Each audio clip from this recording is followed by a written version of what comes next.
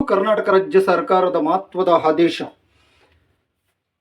ವೈಯಕ್ತಿಕ ಸ್ವಾತಂತ್ರ್ಯ ಹಾಗೂ ಶಿಕ್ಷಣದ ಆದ್ಯತೆಗೆ ಮೇರೆಗೆ ಐತಿಹಾಸಿಕ ನಿರ್ಧಾರವನ್ನು ಫೆಬ್ರವರಿ 2022 5ನೇ ತಾರೀಕಿನಂದು ತೆಗೆದುಕೊಂಡಂಥ ಆದೇಶವನ್ನು ಈಗ ಐತಿಹಾಸಿಕ ರಾಜ್ಯದಾದ್ಯಂತ ಹಿಜಾಬ್ ಮೇಲಿನ ನಿಷೇಧವನ್ನು ಅಧಿಕೃತವಾಗಿ ವಾಪಸ್ ತೆಗೆದುಕೊಳ್ಳಲಾಗಿದೆ. ಶಾಲಾ ಸಮವಸ್ತ್ರಕ್ಕೆ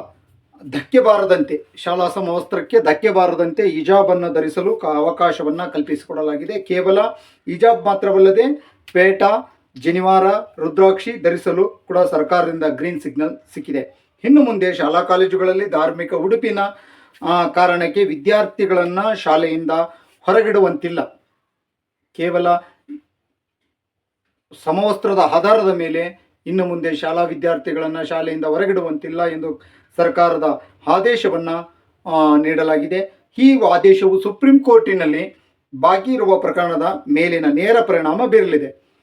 ಸರ್ಕಾರವು ತನ್ನ ಅಫಿಡವಿಟ್ನಲ್ಲಿ ಈ ಬಹು ಹೊಸ ಆದೇಶವನ್ನು ಉಲ್ಲೇಖಿಸಿ ಶಿಕ್ಷಣದ ಹಕ್ಕು, ಎಜುಕೇಷನ್ ರೈಟ್ಸ್, ಧಾರ್ಮಿಕ ಹಕ್ಕಿನ ನಡುವಿನ ಸಮತೋಲನವನ್ನು ಕಾಯ್ದುಕೊಳ್ಳಲಾಗಿದೆ ಎಂದು ವಾದಿಸುವ ಸಾಧ್ಯತೆ ಇದೆ.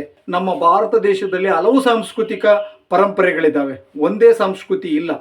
ಒಂದೇ ಸಂಸ್ಕೃತಿಯನ್ನು ನಾವು ಯಾರೂ ಕೂಡ ಅಳವಡಿಸಿಲ್ಲ. ಇಲ್ಲಿ ಒಂದೇ ಸಂಸ್ಕೃತಿಗೆ ನಾವು ಹೆಚ್ಚಿನ ಒತ್ತನ್ನು ನೀಡಿದಂಗೆ ಆಗುತ್ತೆ. ಯಾಕಂದರೆ ಹಿಜಾಬನ್ನು ಧರಿಸಿದಾಗ ಇಲ್ಲಿ ಪೇಟವನ್ನು ಧರಿಸ್ತಾರೆ, ಇನ್ನೊಂದು ಸಮುದಾಯದವರು ಇನ್ನೊಂದು ರೀತಿಯಲ್ಲಿ ಬರ್ತಾರೆ. ಹಾಗೆ ಸಮವಸ್ತ್ರಕ್ಕೆ ಎಲ್ಲಿದೆ ಬೆಲೆ? ಹಾಗಾದರೆ ಏಕತೆ ಎಲ್ಲಿದೆ ಬೆಲೆ?